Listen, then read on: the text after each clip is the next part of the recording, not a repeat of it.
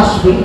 আর যদি তোমার খাঁচার পাখি খাঁচায় থাকে, তোমার যদি একটু শরীর খারাপ হয়, তখন দেখবে আজকে হয়তো তোমার অন্য আত্মীয় স্বজনেরা আসবে, কিন্তু সবাই একদিনে কেউ দেখতে আসবে না।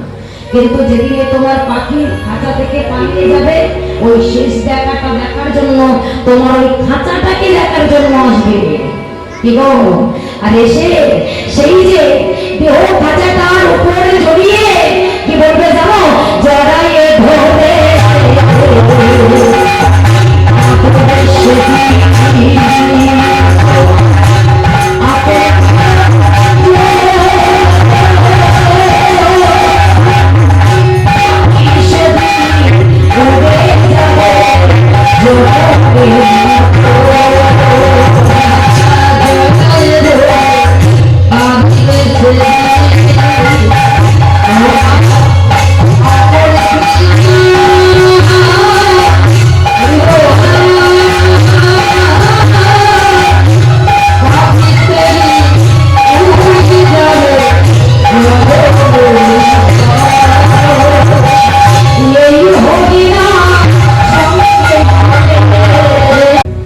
সেই কৃষ্ণ কথা হরি কথা।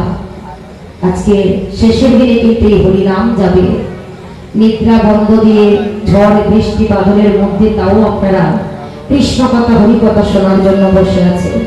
তাই ভক্তমতী মায়েরা তাই বলছে, ভবক এক পাশে দাঁড়িয়ে যে হরিনাম তোমরা শ্রবণ করছো, একদিন এই হরিনাম